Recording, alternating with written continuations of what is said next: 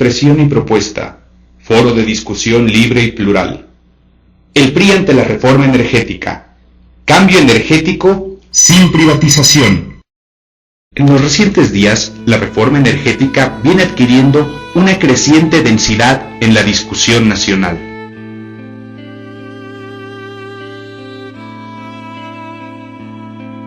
Sin embargo, la falta de pericia del gobierno federal y la estrecha visión que le impone su ideología han propiciado que en los últimos días el tema se polarice y amenace con dividir al país.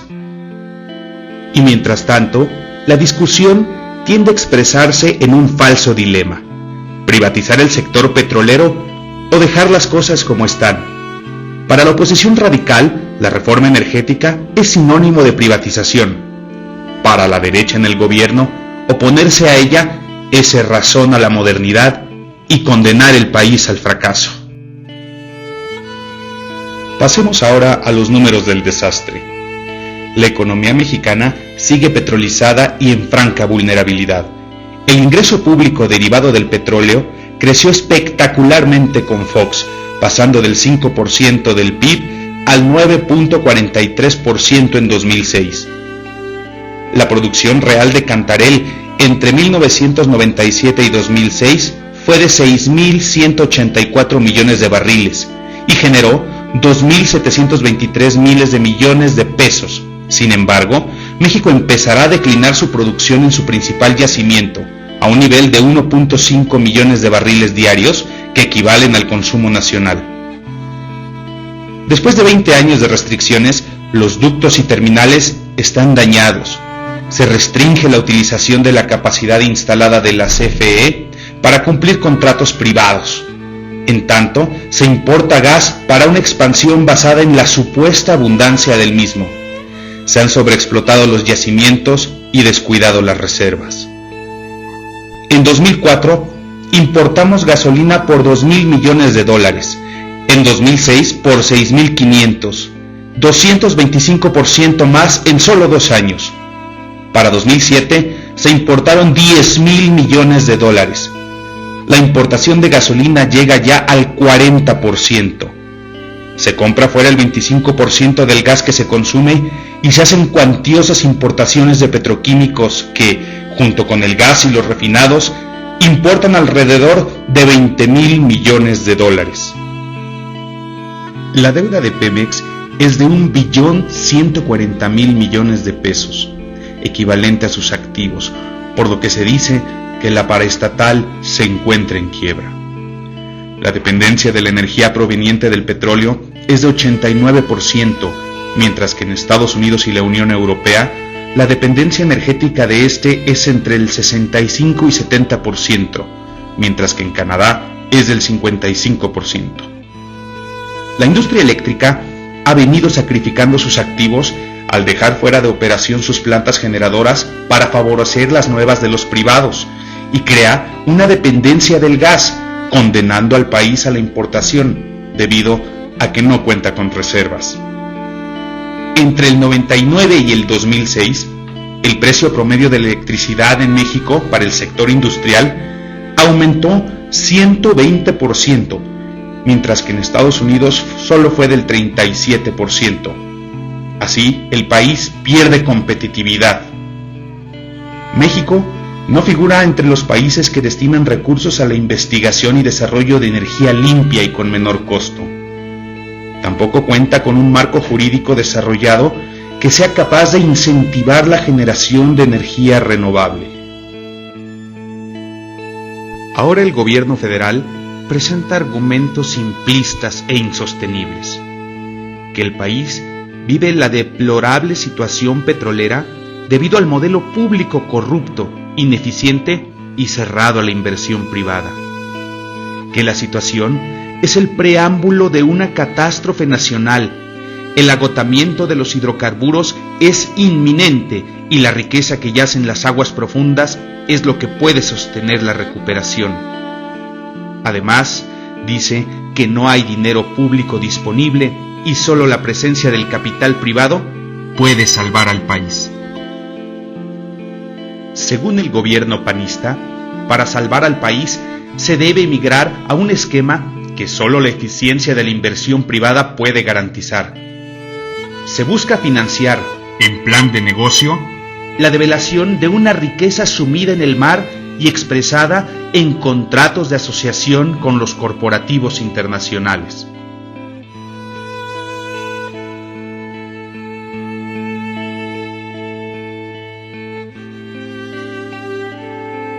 Mientras tanto, en el lado opuesto se sostiene que la mayoría de las deficiencias del sector energético han sido diseñadas durante años para mostrar la inconveniencia del modelo y legitimar la privatización, que toda pretensión de reforma en el sector es sinónimo de privatización y constituiría un saqueo nacional a la abdicación de la soberanía a favor del gran capital, y que los principios constitucionales son inamovibles y cualquier cambio en las leyes atenta contra la Carta Magna y provocará la movilización popular.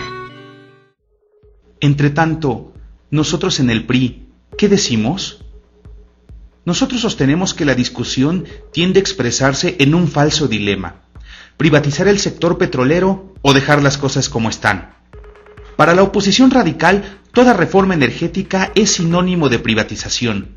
Para la derecha en el gobierno, toda oposición a ella es cerrazón a la modernidad y condena al país al fracaso. No es lo uno ni lo otro. Es necesario romper este cerco clientelar, porque de no hacerlo, el resultado conduciría a que las cosas se queden como están, a favor de la derecha, empecinada en desprestigiar a las empresas públicas, sesgar su papel y utilizar el rancio argumento de que no hay otra opción que abrir el patrimonio de los mexicanos a una idílica iniciativa privada, monopólica y transnacional. El artículo 27 constitucional, en su párrafo sexto, indica que tratándose del petróleo y de los carburos de hidrógeno sólidos, líquidos o gaseosos, o de minerales radiactivos, no se otorgarán concesiones ni contratos, ni subsistirán los que en su caso se hayan otorgado, y la nación llevará a cabo la explotación de esos productos en los términos que señale la ley reglamentaria respectiva, y que corresponde exclusivamente a la nación generar, conducir, transformar, distribuir y abastecer energía eléctrica que tenga por objeto la prestación de servicio público. En esta materia no se otorgarán concesiones a los particulares y la nación aprovechará los bienes y recursos naturales que se requieran para dichos fines. Sí, la situación petrolera es tan grave como insostenible. Pero Pemex no es culpable de tener un esquema fiscal confiscatorio, de ser incapaz de ejercer inversiones hasta para su mantenimiento, o de que hayan reducido al personal técnicamente capacitado, ni tampoco de la quiebra de las firmas de ingeniería mexicanas desplazadas por las extranjeras. Sí, la situación actual se debe en gran medida a una gestión sesgada, desarrollada durante más de 10 años para mostrar la inconveniencia del modelo y legitimar la participación privada en el sector. Raúl Muñoz Leos escribió en Pemex en la encrucijada que en la primera visita de Fox a Pemex, Leos le planteó: necesitamos recursos, pero también el esfuerzo coordinado de diversas instancias del gobierno federal para que los planes de negocio se puedan llevar a cabo. Le dijo: señor presidente, haga de Pemex la prioridad de su gestión. A lo que Fox respondió: todo esto que me dices es muy interesante, Raúl, pero mi gobierno tiene definidas muchas otras prioridades. Para Leos, la respuesta de Fox fue descorazonadora, un auténtico balde de agua fría, un gran sentimiento de desazón, que el tiempo se encargaría de hacerlo crecer. Tan solo en el sexenio foxista y el primer año de Calderón, Pemex descendió del 6º al 11º lugar en la lista de empresas petroleras de talla mundial. Sí, la pretensión del gobierno es incorporar esquemas de participación privada en diversos ámbitos de la paraestatal, como contratos de riesgo en exploración y explotación, alianza de comercialización, cesión de ductos y construcción y operación de refinerías. Si esa propuesta se quiere llevar a la legislación secundaria, se vulnerarían los principios constitucionales en materia energética.